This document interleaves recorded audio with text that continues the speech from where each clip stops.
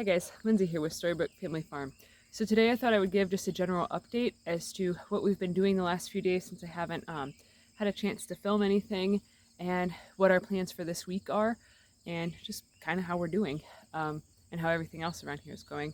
So this week was one of the weeks that we had 4 farmers markets in a week's time, and to be quite honest, like, it is honestly like just completely draining and exhausting to do that many markets in a week. Like, you might think, oh, okay, well, you're just going to work 4 days a week, but that's not it. Like, on the weeks that we have 4 markets in a week, Monday is literally the only day that I'm not touching bread, where I'm not making dough, thinking about bread, trying to make bread, trying to come up with new flavors, new varieties, and all that stuff. So, like, today is Monday, obviously, and I'm already like, okay, well, I only have one day that I have to do all this stuff.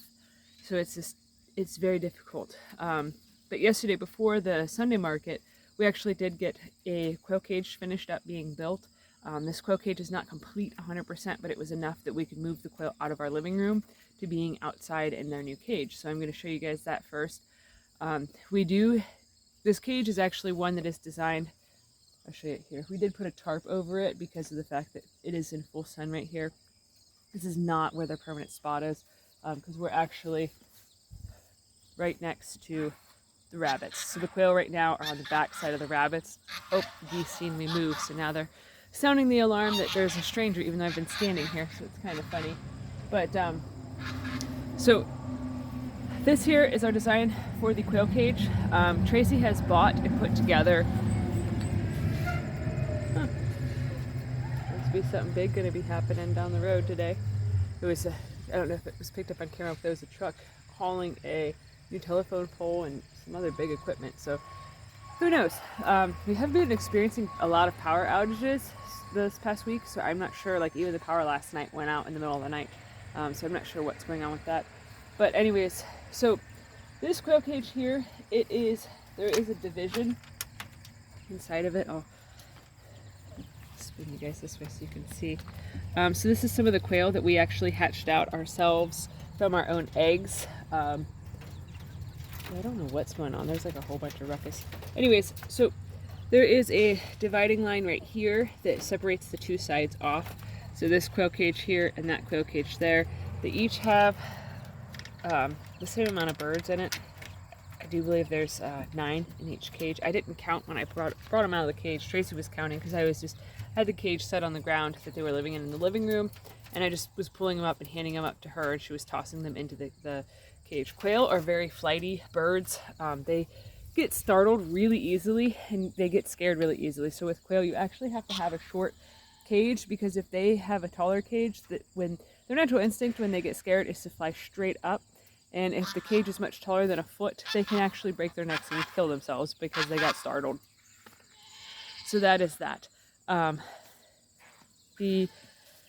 What I'm planning on trying to get accomplished today is I need to build another rabbit tractor, because Babs and Tink's babies are definitely more than ready to move out of their mama's cages. So then that way they can work on being grown out. So then they can eventually end up in freezer camp. So I do have to get the rabbit tractor built today. So that will be my big consuming project for the day. The garden is doing well. So we have entered into massive cherry tomato ripening season. So there is a lot of cherry tomatoes that are ripening. So we started growing these ones here. They're an orange cherry tomato. So they're called I think it's a sun gold was what they were called. I'll tell you in a second here for sure. Where all the tomato plants started, we put a tag for what they were called. Okay, so they're called sun sugar. They are really stinking delicious. They're like my all-time new favorite. So we have been selling some cherry tomatoes, but I only put like 1 or 2 of them sun sugars in the bag because I can't help it when I'm eating or when I'm picking them. I can't help but to start eating them. So yeah, they're pretty nice. But our yellow pears, this fence here is a 4-foot tall fence, And as you can see, the tomatoes are growing up past the fence, which is natural for them. They are an indeterminate tomato, so they are going to continue just to keep growing like crazy. So you basically just weave them in and out of the fence to add them some support. So we do have some larger tomatoes that are starting to come on, and I don't know how well this picks up on camera. I just use my cell phone to shoot the camera, so whenever I point the camera away from my face, I can't see what's going on. So if you've ever wondered why some of the camera angles are kind of wonky, well, that's why I'm kind of shooting blindly. But so these here are a purple zebra is what they're supposed to be. But so far, none of them have turned purple. They just keep turning to this orangish color here and then rotting afterwards. So I'm not really sure what's going on with that. They are a hybrid. We tend to only grow heirloom varieties, but this year we just sort of bought everything that looked good. So the majority of our plants are heirlooms. That sun sugar though, that's not an heirloom. That's a hybrid plant. So I will probably buy seeds next year to specifically grow that plant ourselves. When things are a hybrid, you can't save seeds from them. They won't grow true to seed. So that's kind of a bummer. So we do have some Cherokee purples tomatoes that are starting to ripen. So that's what this here is a Cherokee purple, and that's a little stink bug on the plant. So I did bring my basket out, so once I'm done filming I can harvest the rest of these, everything that's ripe. So, and then we have some other tomatoes that are just starting to ripen. Oh, and there's a praying mantis right there on the prowl. It was really neat. Whenever we first landed here, I was actually able to find a few different, so our house was abandoned for years. So when we moved here, the grass was like 4 foot tall in different places where the snow and stuff hadn't knocked it down yet. So when I was first walking around the yard, I had found in multiple different places, kind of actually right by where the bees are, and then by the back of this fence here, there was multiple different praying mantis little nests, like the egg things, like they look like weird little cocoons. So I was super excited. So I strategically mowed the yard to ensure that the praying mantises would be able to hatch and come into the garden. And a couple weeks ago, I was over by the driveway and I seen a little baby praying mantis. It was about this big, walking around, and I was like super jazzed because the praying mantises are actually one of the most beneficial insects to have in your garden. They do a phenomenal job of killing off all the bad stuff, but just beware, if you don't have tall foliage for them to hide in and thrive in, they won't live there for very long. So it's always good to basically make sure that you have stuff that's knee high for them to hide on and that sort of a thing. Last year when we were still living at Tracy's mom and dad's, I was weeding in the garden where it was taller at, and this is how I discovered the whole praying mantises like tall grass. Anytime that I would weed anything like below like mid-calf height, like to being that short, because I just was using scissors to cut it down, and then that way I could feed it to the rabbits. Anytime I would go beneath that level, I kept getting bit by praying mantises, and it hurts pretty bad when they bite your fingers. Like, who'd have thunk it that a praying mantis would bite like that? But yeah, apparently that's how they kill insects. But so our hot peppers, they're doing pretty well. So we did try some of these garden salsas. I planted everything in order of heat level. So they are on the milder side of jalapenos. But to be quite honest, they are way stinking hotter than a jalapeno. Like, they are in comparison to like a serrano, which is hotter than a cayenne pepper. I don't know if they got mislabeled or what, or if it's just the year or what, but them things are so freaking hot. Like, it's not very pleasant. So I don't recommend trying them and thinking that they are going to be good to use raw on anything. I have had enough hot peppers to can a couple batches of like pickled hot peppers already. So that's super exciting, and our paste tomatoes are starting to ripen. These are the San Marzanos that I told you guys about in an earlier video. These are a heirloom paste tomato. So they are very similar in flavor to aroma, but the problem that we've had with aromas throughout the past is like if I were to have touched aroma like this, like how I'm doing right now, and moving the tomatoes around, it usually would have dropped all of its fruit. So that's one reason why we don't really grow aromas now, is because just the slightest touch or the blow of wind or rain when the tomato is ripening makes it so that way it falls off. So it's not something that as a homesteader, it's like a really big beetle that was just flying around over there. It's not really something as a homesteader that you want to deal with, where your plant, as soon as it starts ripening, your fruit starts just dumping it all over the ground. So that's kind of a frustrating thing. But we have definitely entered into the start of tomato picking season. So it's been, I picked cherry tomatoes and other tomatoes on Friday. In between storms on Friday, I picked tomatoes so that way we could take them to Saturday's market to try to sell. So I picked cherry tomatoes then, and I already have, probably half a basket. It's just, I'll show you guys my basket. It's just a little basket. Everybody tries to make it seem like, homesteads and gardens are super duper productive by making it look ridiculous and stuff. But yeah, so the basket I'm using is just this small basket here. But I probably have enough cherry tomatoes and other random tomatoes ripe that I could probably fill the basket halfway, which is really exciting for me because the newest flavor of bread that I want to try creating is a tomato basil. And so that way I can use tomatoes from our garden. So I'm planning on dehydrating the tomatoes so then I can then turn them into powder and leave some in chunks to add into the bread, and then also just sprinkle some fresh basil or dried basil because our basil's not coming up very well. It's not doing well. So I'm planning on putting some good quality basil in there so that way it's a nice nice spread. So our pollinators have been really rejoicing. There is actually one of our honeybees on that flower there.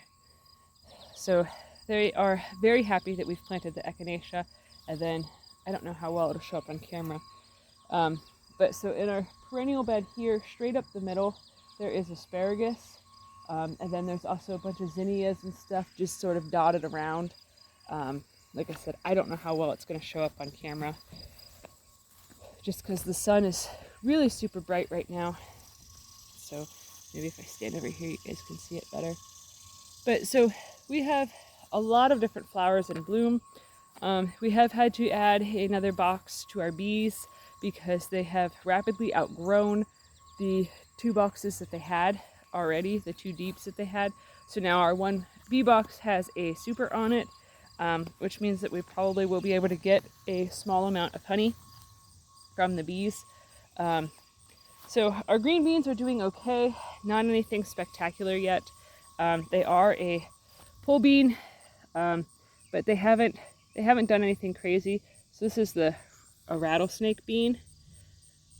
So it's pretty. It's not anything super fantastic of a producer. Ugh, words are hard. But it's pretty looking. And with doing the farmers markets, we found that if you have a few pretty items in terms of produce to sell, then it sells better than if you just have, the standard green beans or anything of the sort. So we like to grow a variety of different colors of things so that way they're more eye-catching and stuff. We obviously are not market gardeners. We do not do a massive garden just to sell produce. We primarily come at it from a homesteading perspective of growing enough food to supply our family so that way we can, be self-sufficient with at least a big portion of our food. So yeah, beyond that, I don't think there's anything too much crazy going on. We've just been super duper busy trying to get things squared away here. I did go Saturday after the market.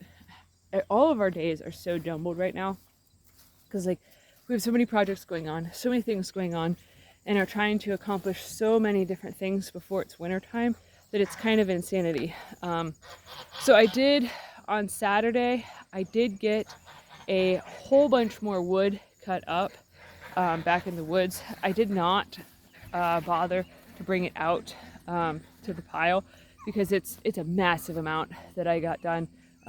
So bug just hit me in the eye. Anyways, so in a previous video, I had showed you guys how that stack of firewood was completely full and that somebody had split. Well, since then, Willie has split some firewood and made another stack of the split stuff. So this stack here is kind of all discombobulated now, waiting for me to bring more wood to put on the stack. So that'll be a project for another day. Might be tomorrow, I don't know. But I do have to get the rabbit tractor done today. If it's not 100% complete today, I can finish it tomorrow morning before I have to start working on bread again. So, but yeah, it's definitely time to get more tractors and things built. For those of you that don't know what a rabbit tractor is that I keep talking about, I'll show you the one that I built more recently. I built this a couple weeks ago. So this here is a rabbit tractor. So there's Thelma and Louise. Those are our two newest breeding does. So they have not been bred yet. They were born a couple months before we moved here. So they're just now finally into like being old enough to breed. So that's actually going to take place probably tomorrow or the next day. They'll get bred. But so the purpose of a rabbit tractor, it's basically just a cage that is on the ground that you then use some sort of cable or something of the sort to move them around the grass. So this area here, we have, that's Bama is in that big monstrosity. That was the first tractor I made. It is way too stinking heavy. It is very difficult to move. But so everybody gets moved every day in this area over in here. This is basically an open pasture area just for the rabbits to be run back and forth and back and forth and back and forth. Basically they do laps around it. So we haven't had to mow any of this for like a month or so because we just keep moving the rabbits around on it. So it's helping supplement the rabbits' feed, and it also makes it so we have less that we have to mow. We do intend on, with the new rabbit tractor that I'm going to be building today, that's probably going to be in the area that we are turning into our orchard, so that way they can start working on fertilizing the ground. And then it also gives it so that way there's more grass for them to eat and stuff. Our property is only 2 acres, so with only half of it being grass, it's kind of hard to figure out where to put gardens and pastures and things like that for the animals that absolutely need grass to be eaten. But yeah, so our plan for this week is just to get that other tractor made and do more markets and start working on more firewood for winter time, and continue to unpack stuff and rearrange things and basically work on fixing up this fixer-upper, because there's a massive amount of work to be done. And like we have work that we need to do on animal shelters and enclosures too. Like Buster's right there, his plastic is coming off. So he needs new plastic, but I'll probably actually just buy some metal roofing or something to put on there. And basically we're just keeping all of the wheels of the homestead and this lifestyle going this week. Every time that we have a week with 4 markets in it, the following week we're like, feel like we're half drained and half dead and are just basically playing catch up. So it's kind of tough, but we'll get there. So the more things that we get built now, the less that we'll have to do in the future, and stuff like with rabbit tractors and things. Those are built to last for, probably 10 years or more. Like I might have to do minor maintenance on them, but once you build them once, you're not really going to have to build them a bunch more and stuff. So it's just kind of a push now so that way you can rest later sort of situation. But yeah, so I'm going to get off here so that way I can get busy on harvesting tomatoes and then working on building that new rabbit tractor to house all of the babies in. So, all right, if you guys are enjoying our content, please give this video a thumbs up, share it with your friends on social media, and if you haven't already, please subscribe to help us grow. We would greatly appreciate it. All right, thanks for watching. Have a good one, guys.